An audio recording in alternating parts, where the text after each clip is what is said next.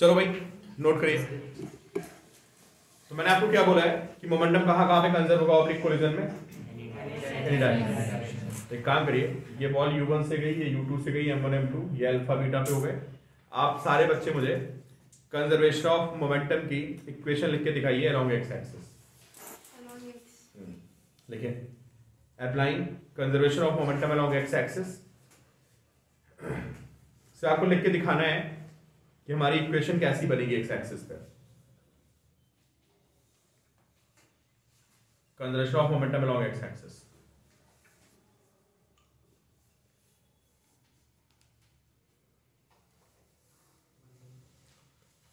बोलो बोलो बोलो क्या बनेगा?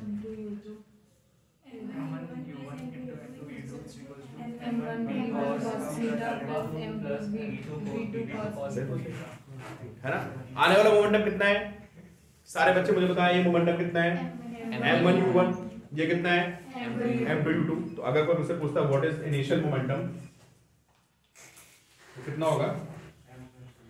m1 u1 plus m2 u2, है ना?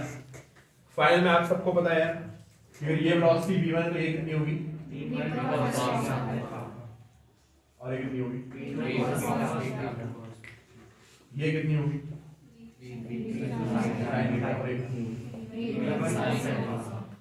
तो भाई इसका मोमेंटम जो होगा वो होगा कितना? m1 v1 cos alpha plus m2 v2 cos। क्या कोई क्वेश्चन लिखनी कुछ है ना? फिर भी क्वेश्चन सॉल्व करते हैं। चलो अमन बताओ, सारे बच्चे से सोचे पहले, आप सबसे पहले आंसर दोगे कि y में मोमेंटम की इक्वेशन क्या बनेगी। लिखिए applying conservation of momentum along y axis. y axis में कंजर्वेशन ऑफ मोमेंटम की इक्वेशन क्या बनेगी?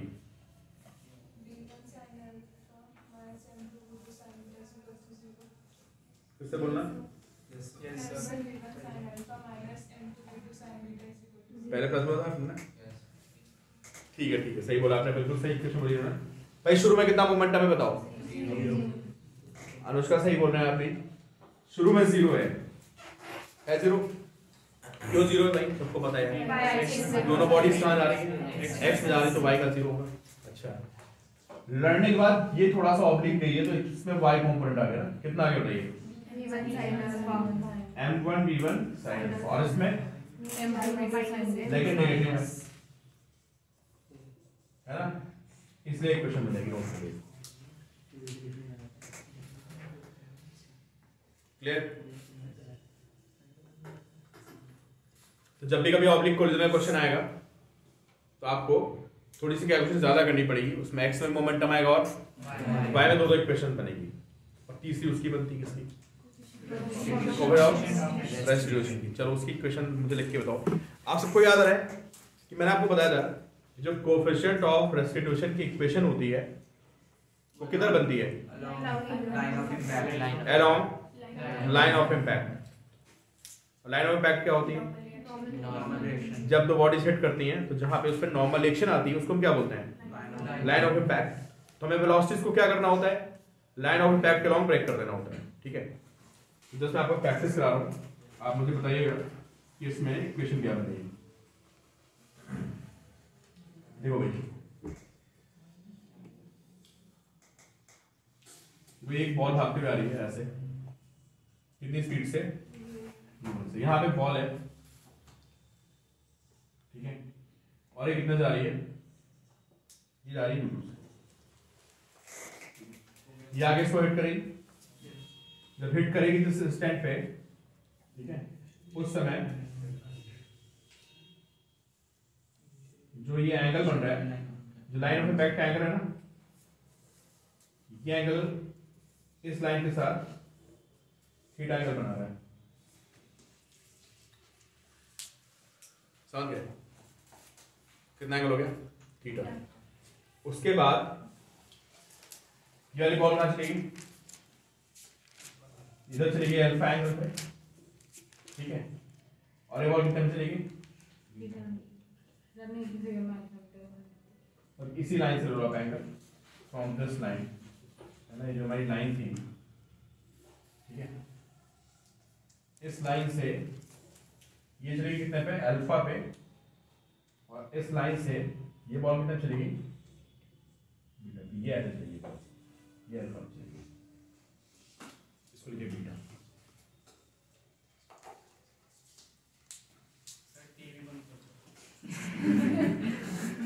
बनाइए, ध्यान पड़ रहा है।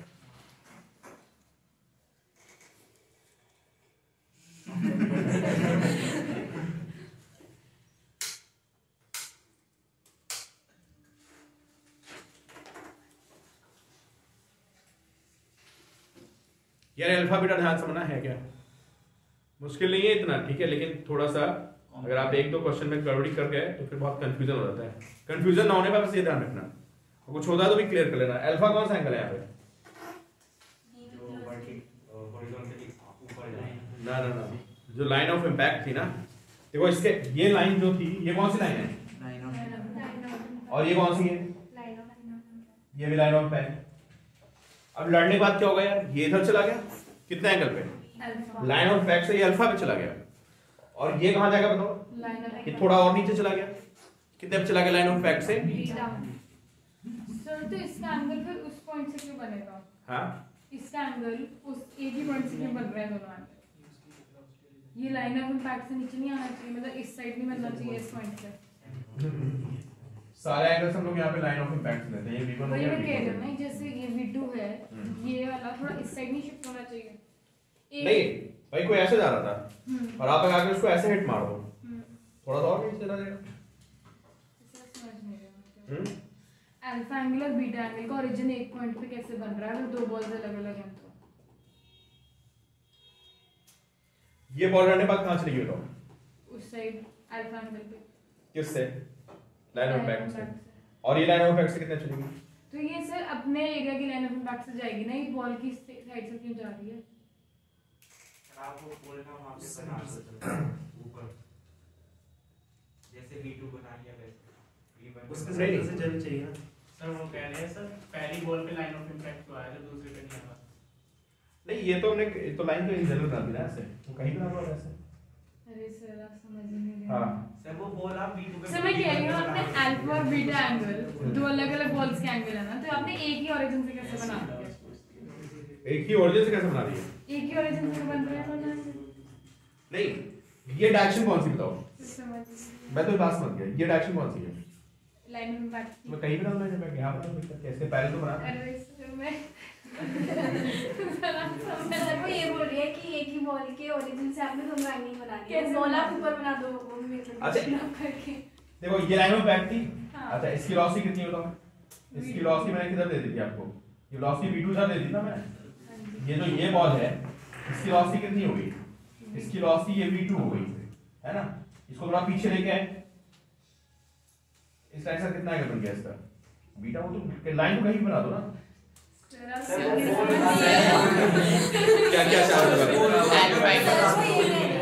जो सेंटर वाली ये बॉल है ना, इसके ओरिजिन मतलब इसके सेंटर से आपने दोनों बॉल नहीं सर मैं थोड़ा और एक्सप्लेन करती हूँ, दो बॉल्स हैं हाँ। ठीक है, दोनों साथ जा रहे हैं, हाँ। तो एक ही के पॉइंट से दोनों एंगल कैसे निकल सकते हैं, दो अलग अलग बॉल्स के सर पॉइंट से दोनों एंगल जोड़ने निकलेंगे किससे ना, पहले था? नहीं क्या करेगा, सही बात दोनों है। बॉल के सेंटर से एंगल निकलना नहीं। चाहिए ना, ये बॉल जा रही है इधर, हाँ एक कोई पर्टिकुलर लाइन है, यहाँ से अल्फा पे जा रही है, तो ये उसमें इसमें दिक्कत क्या है, ठीक है, और एक बॉल यहाँ पे है ना, ये इस लाइन से कितने एंगल पे जा रही है, ये इस लाइन से बीटा पे जा रही है, इसमें दिक्कत क्या है, इसमें समझ नहीं पा रहा, कहीं भी बना दो उसमें क्या इशू आ रही है भाई, ये बॉल यहाँ हो सकती थी, मैं इसका बीटा यहाँ बना देता, ऐसे बना देता, अच्छा है ना, ये बॉल यहाँ हो सकती थी, है ना, ये बॉल थोड़ा और आगे चली थी यहाँ पे, है ना, अभी मैं उसका बड़ा क्वेश्चन समझ नहीं पाया, है ना, सर हमें भी समझ नहीं आया। अरे भाई अगर ये बताओ, सर हमें नहीं पूछना ना वो डाउट। एक बात हो यार, मैं तुम्हारे से बता ये एक लाइन है ना, एक लाइन है, हाँ जी, and object is moving at this angle alpha, है ना, अब इसकी कहीं भी खाओ ऐसे जाना है, अल्फा एंगल बन रहा है ना वो, थोड़ा मैं समझ गया, वो आगे पीछे डिस्प्लेस हो गया है ना, कोई बीटा पे जा रहा है ऐसे, इससे बीटा एंगल पे जा रहा है, सर सर वो जो पहले एंगल यहाँ से लिखा क्लास सिंपल के बाद नॉर्मल सर अच्छा अभी तुम क्वेश्चन सर करो यहाँ से यार। क्लास के बाद पूछिए। हाँ पूछा क्लास के बाद। सर जैसे V2 पे बोल है V1 पे बोल क्यों नहीं है?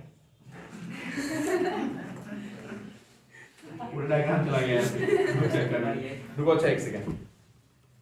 क्या डायग्राम था? सर आगे बढ़ा दो।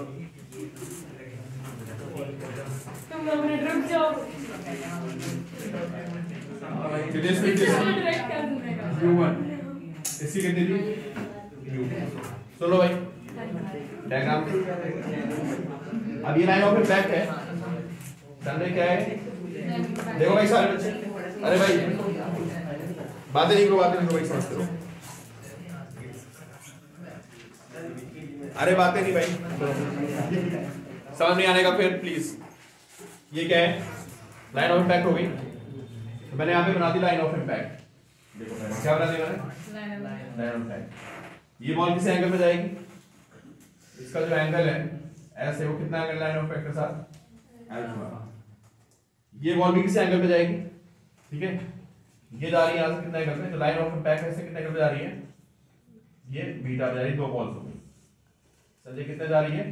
V2 से कितना जा रही है? V1 से।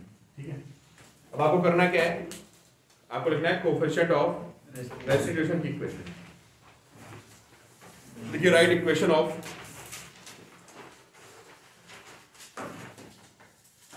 Coefficient of restitution. ठीक है, तो U1 U2 V1 V2 होते थे, लेकिन इस बार U1 U2 V1 V2 क्या होंगे? Along line of impact.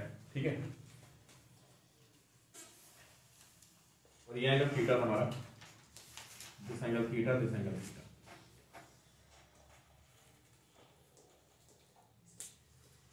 देखिए कौन बच्चा मुझे बिल्कुल सही इक्वेशन लिख के दिखाता है। सारे लिख सकते हो, मुझे पता है, ऐसा कुछ नहीं है। हमें सिर्फ वेलोसिटीज कौन सी लेनी है? जो along line of impact velocity वो ले लो, बस खत्म। V2 cos theta minus V1 cos alpha upon U2 minus U1 minus U2। Rashid बोलो क्या लिखोगे? सही लिखा तुमने, बोलो। V2 cos theta minus V1 cos alpha upon U1 cos theta minus V2 cos theta। ठीक है, सर बट पहले तो सिर्फ हॉरिजॉन्टली जा रही थी ना बॉल्स। तो लेकिन हमें लेना किधर है? हमें इनिशियल फाइनल सब कुछ किधर लेना है? लाइन ऑफ इम्पैक्ट के अलोंग लेना है। हाँ बता रहा हूँ, ये देखो तो भाई सारे बच्चे सुने, जो हमारा कोएफिशिएंट ऑफ रेस्टिट्यूशन का फॉर्मूला होता है, सबको पता ना फॉर्मूला क्या होता है? Formula V2 minus V1 upon U1 minus U2 है ना। E is equal to V2 minus V1 upon U1 minus, इसमें U1 U2 V1 V2 जितने होते हैं चारों के चारों वो किधर आएंगे? लाइन ऑफ इम्पैक्ट के अलोंग आएंगे। अब एक क्वेश्चन से डायग्राम दिया होता तो मैंने बना कैसे दिया सोच रहे हो ना? क्वेश्चन होगा उससे डायग्राम बना होगा प्रॉपर, आपको ज्यादा दिमाग नहीं लगाना है। तो पहले मुझे बताओ यार, इसकी स्पीड U1 थी, along the line of impact इसकी स्पीड कितनी है? U1 cos theta. ठीक है, तो जहां पे U1 था मैंने क्या लिख दिया? यहाँ पे U1 cos लिख दिया। ठीक, ये इधर जा रहा था कितनी स्पीड से? ये जा रहा था U2 से। ये एंगल कितना है? तो ये कॉमन कितना आएगा? U2 cos theta. तो माइनस क्या लिख दिया? कुछ नहीं भाई, बस कंपोनेंट लिखने हैं यार। अच्छा V2 कितना होगा बताओ आप? ये तुम्हारा रहा V2 और ये कितना है? V2 cos theta. कितना हो जाएगा ये? V1, ये V1 था, इसका कॉमन कितना आ गया? V1 cos theta. लिख लो, मैं आपको सिर्फ इक्वेशन लिखना बता रहा हूँ, क्वेश्चन आगे कराता हूँ।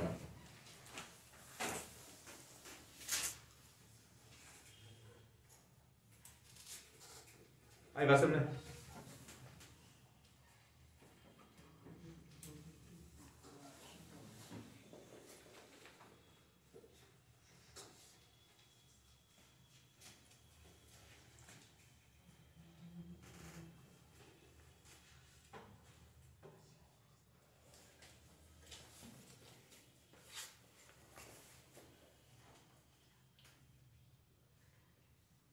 चलो एक क्वेश्चन करा दो भाई, मैं बुक देना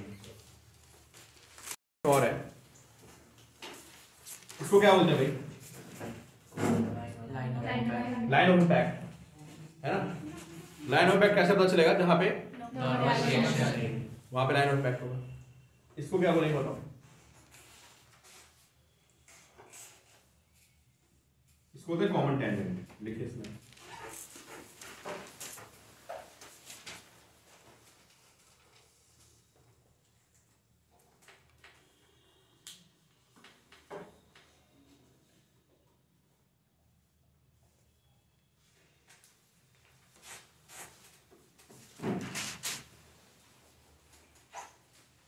ठीक है।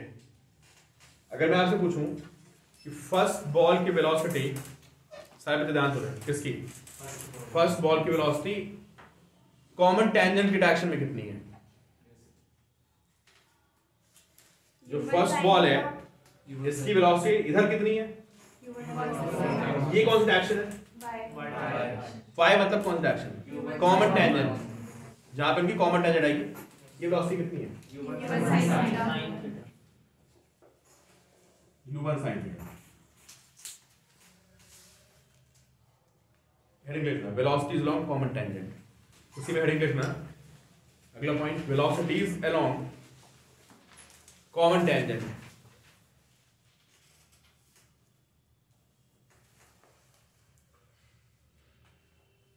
समझ आ रहा है क्या? थोड़ा है। बेसिकली जो लाइन ऑफ इम्पैक्ट होती है वो हमारी क्या होती है? एक्स एक्सिस, ठीक है। और जो हमारी कॉमन टेंजेंट क्या है उसको हम क्या मानते हैं? Y axis. सारे बच्चे बहुत ध्यान से बताएं, मुझे सबको समझ आ रही बात कि मैंने आपसे कुछ नहीं पूछा, मैं सिर्फ इतना पूछा है, कॉन्सेप्ट मैं आपको बता रहा हूं। मेरा क्वेश्चन इतना था, इस बॉल की वेलोसिटी इधर कितनी है? इधर कितनी होगी? और डायरेक्शन कौन सी है?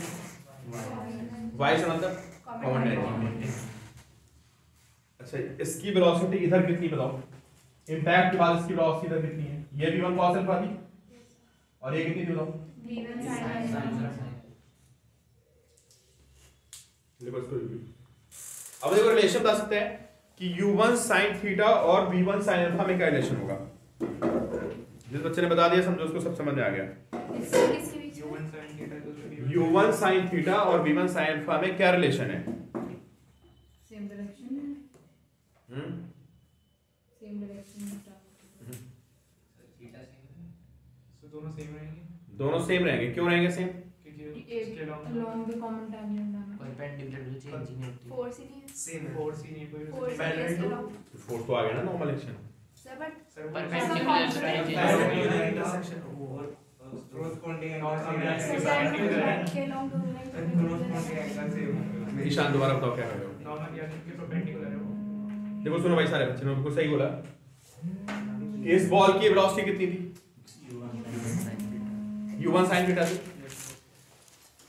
तो अब आपको पता 2D में क्या होता है? 2D में जब आप एक डायरेक्शन में देखते हो तो दूसरी डायरेक्शन में नहीं देखते हो ना। अभी आपको देखना क्या पता है? अभी आपको सिर्फ ये देखना है कि इस बॉल के पास कितनी स्पीड थी, इस डायरेक्शन कितनी है, u1 sin थीटा। और किसी ने आगे इसको ऐसे अचानक से यहां से इम्पल्स दे दिया, किधर आएगा? जो नॉर्मल रिएक्शन लगेगा किधर लगेगा? तो ये बताओ, जो इसका नॉर्मल रिएक्शन आया वो तो लड़ते समय जब दोनों बॉल्स में इंपैक्ट होगा तो जो नॉर्मल रिएक्शन आएगी वो एक्स के लॉन्ग होगी ना यार। इधर कितनी नॉर्मल रिएक्शन है? कुछ भी नहीं। तो अगर किसी बॉडी में कोई डायरेक्शन में फोर्स नहीं है तो क्या होता है बताओ? अगर किसी बॉडी में, है ना, किसी डायरेक्शन का फोर्स ना हो तो उस डायरेक्शन पे उसकी वेलोसिटी पे क्या फर्क पड़ेगा? सबको समझ आ रहा है कि अगर कहीं पे फोर्स 0 हो गया क्या एक्सेलेरेशन आएगा? नो सर, क्या वेलोसिटी चेंज करेगी? कांस्टेंट रहेगी। बहुत सीधा कॉन्सेप्ट है कि जो हमारा u1 sin थीटा है वो v1 sin अल्फा के इक्वल है। कोई आपसे पूछता है यार यहाँ पे तो फोर्स आ गया तो तुमने कैसे इक्वल कर दिया, तो तुम क्या आंसर दोगे? फोर्स किधर आया है? एक्स एक्सिस मतलब नॉर्मल के लॉन्ग आया है, इसके लॉन्ग नहीं आया है। तो लिख लो भाई, क्या लिखोगे कि velocities along common tangent, line लिखना, velocities of particles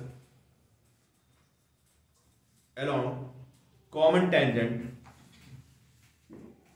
remain same.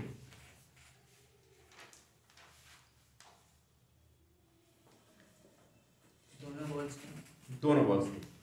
इधर समझ में आ गया? कंपोजिशन भी आएगा। हाँ टेस्ट ऑब्लिक नहीं ऑब्लिक नहीं है, सर तो इससे पैरेलल सारा आएगा। सर जैसे पैरेलल है तो क्रॉसपोलिंग एंगल सेम होगा वो तो नहीं एंगल तो बदल गया है, V1 तो V1 बदल गया, अल्फा बदल गया, लेकिन जो V1 sin अल्फा आएगा और U1 sin they will be same. अच्छा इसके बारे में क्या कहते हो, तो इसमें कौन सेम होगा? U2 sin alpha U2 sin alpha और V2 sin ये इक्वल हो गया, लिख लिया V2 sin beta minus V2 sin हाँ minus V2 sin हाँ डायरेक्शन वही रहेगी उसकी, ये एक्चुअली बीटा जो है ना उधर आएगा, बीटा की जो वैल्यू आएगी ना इधर मिलेगा बीटा।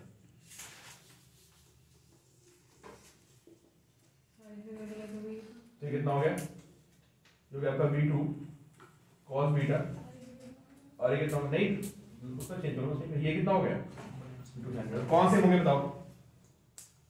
V2 sin beta और U2 sin बीटा और V2 sin बीटा इक्वल होंगे।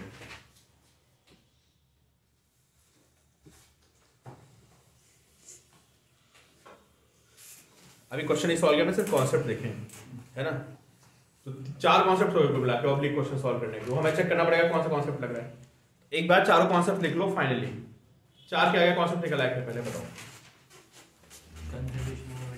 Conservation of momentum along x axis, along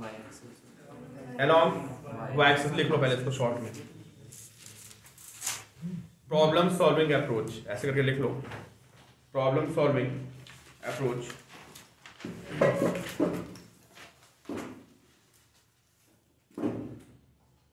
क्या क्या स्टेप निकला, पहला स्टेप क्या है देखो, momentum along x axis is conserved, फिर momentum along y axis is conserved,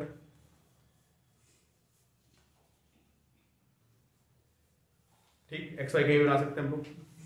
तीसरा क्या बोला मैंने, coefficient of restitution should be along क्या, वेलोसिटीज, लिखिए वेलोसिटीज इन, थर्ड पॉइंट हमारा है velocities in equation of coefficient of restitution, velocities in equation of coefficient of restitution should be along क्या, line of impact. और चौथा पॉइंट क्या बताया मैंने, क्यों भाई remains same है ना, velocities of colliding particle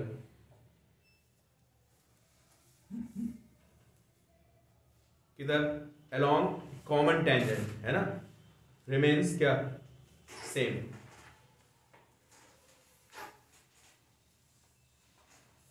सबका रीजन आपको समझ में आ रहा है ना,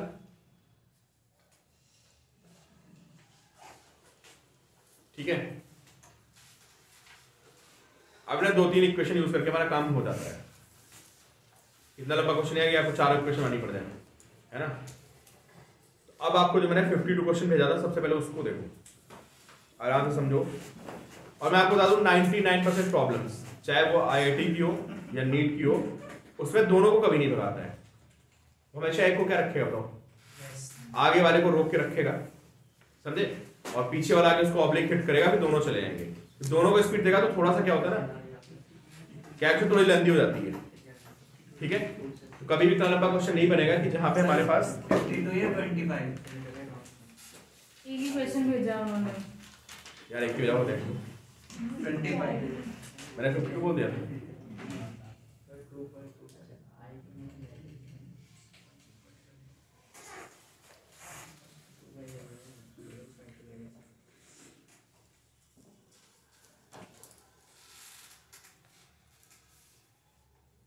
बड़ी जल्दी टाइम हो गया आज।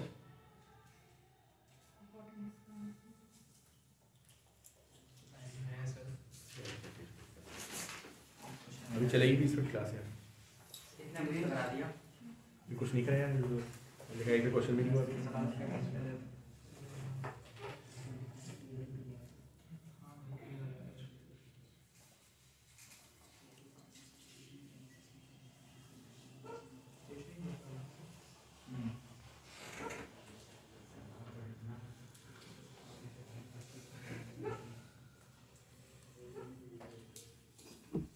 छोटा एक नोट और लिख लो यार, आपको इस क्वेश्चन को सॉल्व करने में हेल्प करेगा, ठीक है। मैंने आपको क्या बोला, मैंने बोला कि नॉर्मली जो क्वेश्चंस आएंगे है ना, उनमें ऐसे क्वेश्चन आपको बहुत कम मिलेंगे जहाँ पे दोनों भाग रहे हो। हमेशा क्या होगा, आगे वाला रुका होगा, पीछे वाला आके किसी एंगल पे हिट करेगा। ये देखो एक बात बताओ मुझे, ये एक बॉल है, ठीक है, और ये डिस्क मान लेते हैं, इस पे कुछ मान लेते हैं, और ये बॉल ऐसे आके हिट कर रही है, ऐसे यहाँ पे हिट कर रही है, ठीक है। तो जो आपकी लाइन ऑफ इम्पैक्ट होगी ना, वो पता है कौन सी होगी भाई? अगर ये डिस्क है, स्फीयर है, कुछ भी है, तो नॉर्मल कहाँ बनेगा?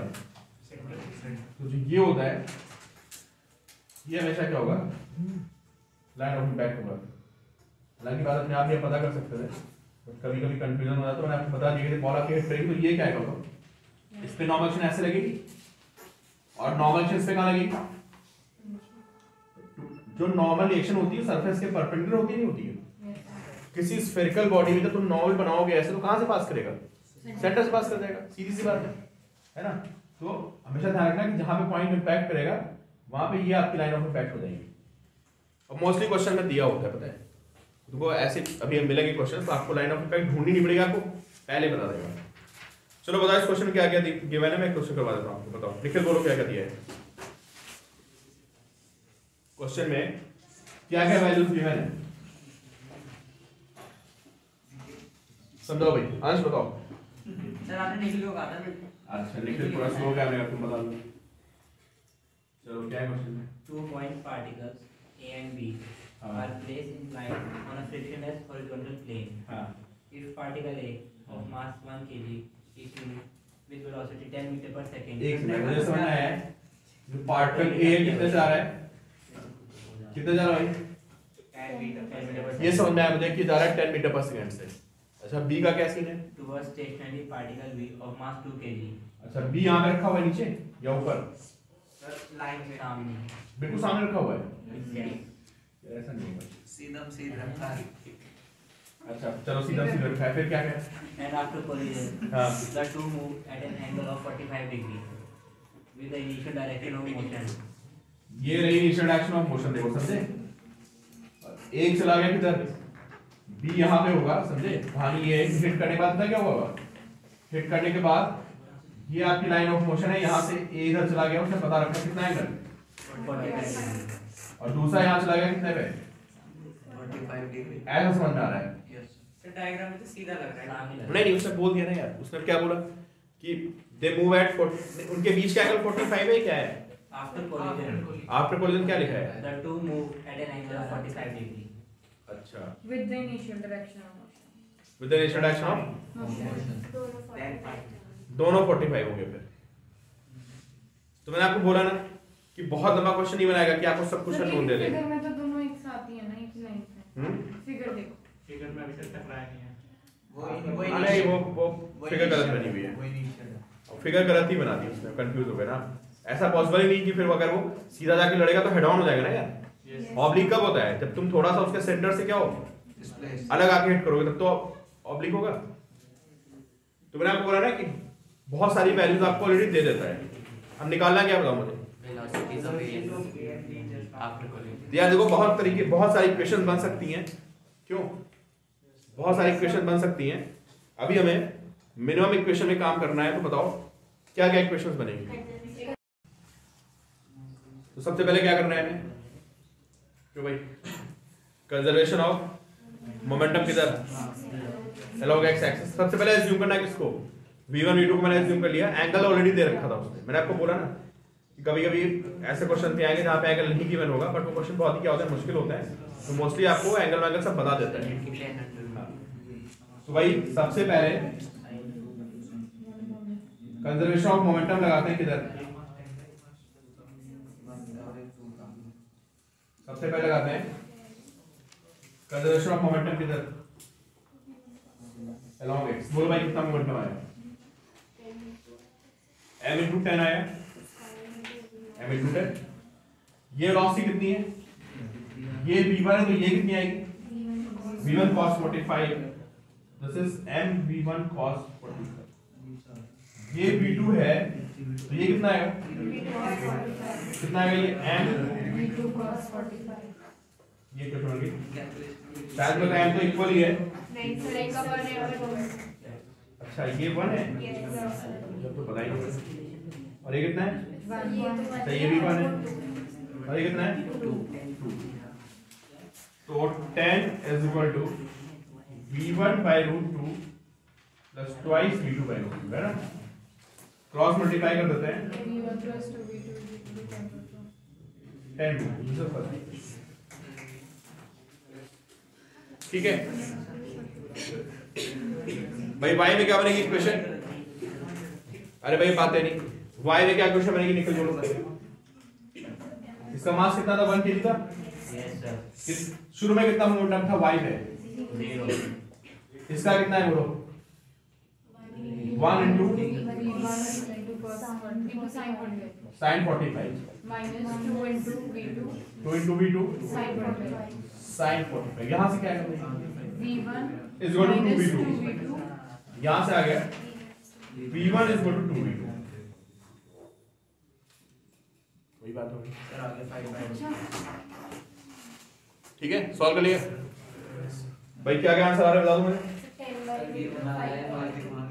v1 कितना है? 10 by root 2। Yes sir 5 root 2 बोल सकते हैं इसको। अच्छा v2 कितना है? 5 on root 2।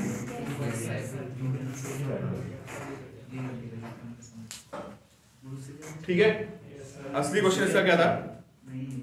पार्ट बी का आंसर निकालो आप। सर माइनस में आ रहा है माइनस वाला बहुत सही है। हम्म माइनस 1/4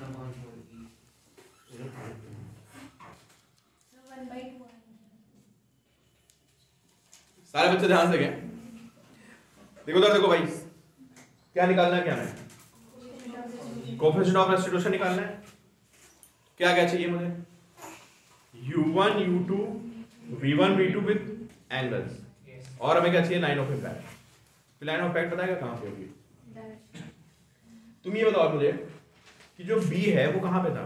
सारे बच्चे बहुत ध्यान सुनना, b कहां पे था? रेस्ट पे था। और b पे आगे कोई हिट किया, और हिट करने के बाद b 45 के एंगल पे चला गया।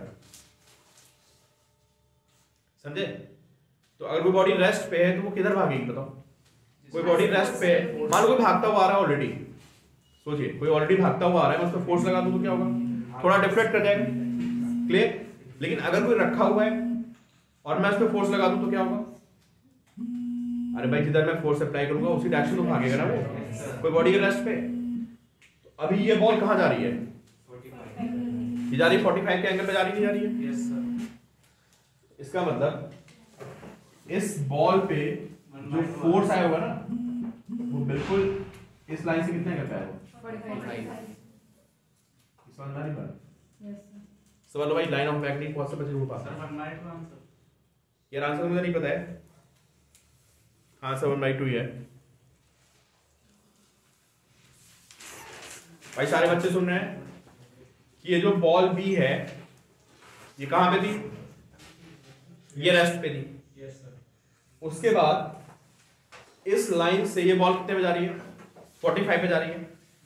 तो अगर ये बॉल 45 पे जा रही होगी तो इसका मतलब जिसमें फोर्स आएगा वो भी कहां आएगा?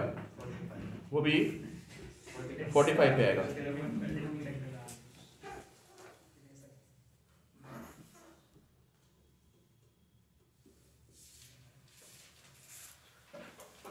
चलो भाई बता दो मुझे u1 कितना है? अब मैं कोएफिशिएंट ऑफ रेस्टिट्यूशन की इक्वेशन लिखता हूं। उस कोएफिशिएंट ऑफ इक्वेशन में रेस्टिट्यूशन की u1 बताओ कितना है? कौन बताएगा u1 की वैल्यू कितनी है? 10 नहीं है यार। 10 से तो ये इधर गया। ये हमारी क्या बताओ यहाँ पे? ये क्या है? ये हमारी क्या है? लाइन ऑफ इम्पैक्ट है। समझे? तो अगर ये वेलोसिटी 10 थी, इधर देखते रहिए आप लोग। अगर ये वेलोसिटी 10 थी तो इधर कितनी होगी? 10 cos 45। तो u1 की प्लेस पे कितना आएगा? 10 cos और u2 कितना था बताओ? यार तो जीरो था तो कंपोनेंट की बात ही नहीं। सर बट u1 में हमें फिर से एक और बार cos थीटा मल्टीप्लाई करना है, दोबारा करेंगे।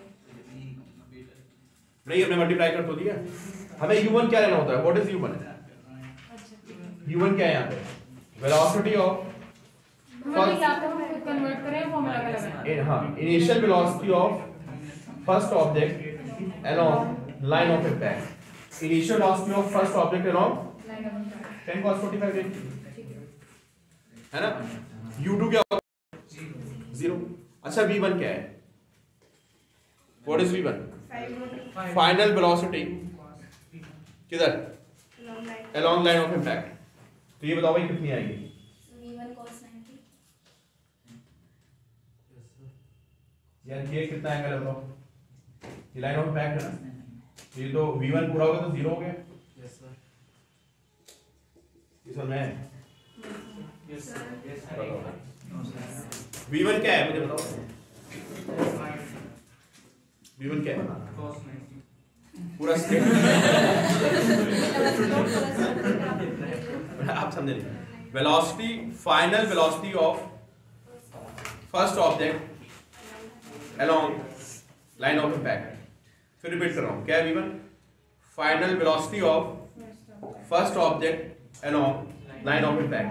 तो यार जब ये लाइन ऑफ इम्पैक्ट से परपेंडिकुलर जा रहा है कोई चीज, तो उस डायरेक्शन उसका कंपोनेंट कितना होगा? या तुम बोल दो v1 cos 90। भाई अगर कोई y एक्सिस पे मूव कर रहा है तो क्या उसका x कंपोनेंट होता है? नहीं होता है ना। और कोई x पे चल रहा है तो क्या उसका y कंपोनेंट होता है? नहीं होता है। तो अभी बॉल कहां जा रही है बताइए? लाइन ऑफ इम्पैक्ट से बिल्कुल क्या जा रही है? तो भाई क्या उसका परपेंडिकुलर वो कंपोनेंट आएगा कोई? नहीं आएगा। तो बेसिकली दोबारा v1 हो गया 0 हो गया। अच्छा v2 क्या है? V2 cos 45. Velocity of final velocity of second object along line of impact. तो ये तो लाइन ऑफ इम्पैक्ट पे भाग रहा है। यस तो हमारा सेकंड ऑब्जेक्ट कहां भाग रहा है? Line of impact. अब कितनी स्पीड आई इसकी? 5/2। Yes, sir. बस वैल्यू पुट करो।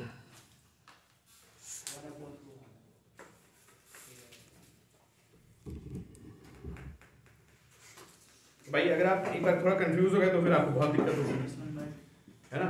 वरना टॉपिक बहुत इजी है, काम वही कर रहे हैं, एक आधे क्वेश्चन एक्स्ट्रा सकती है, पर कॉन्सेप्ट कोई नया नहीं है। सर मुझे इनिशियल में प्रॉब्लम आ रही है। क्या बताओ? सर आपने 10 cos 45 क्यों लिया? तो इनिशियली इसके अलोंग x एक्सिस ही थी। एक्स एक्सिस नहीं लेना देखो, कोएफिशिएंट ऑफ रेस्टिट्यूशन में कौन सी वेलोसिटी लेते हैं? लाइन ऑफ इम्पैक्ट पर सर कोलिजन नहीं हुआ, उससे पहले मैं लाइन ऑफ इम्पैक्ट। हाँ तो उससे पहले वाली वेलोसिटी भी लाइन ऑफ इम्पैक्ट के लॉन्ग लेनी होती है और बाद वाली वेलोसिटी भी लाइन ऑफ इम्पैक्ट के लॉन्ग लेनी होती है। तो ऐसा नहीं कि आप इसको 10 ले लोगे। सबसे पहले क्या काम होता है? आइडेंटिफाई क्या? Line of impact.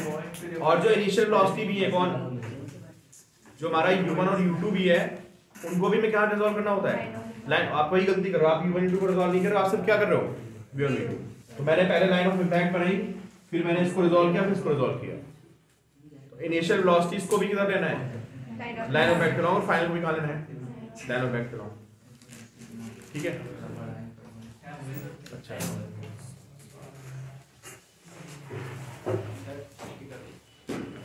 चलो जाओ इसको पढ़ो, टेस्ट की प्रिपरेशन करो, है ना। इवनिंग का यार ना मैं तुमको भी क्लियर करूंगा, अभी मैं वीडियो बनाने जा रहा हूँ, अगर बन गई तो बन गई, और वरना मैं क्लास में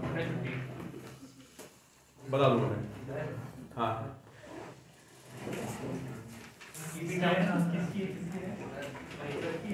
नहीं आपको मतलब कि सर की भी तो मेरा पेट नहीं कराया।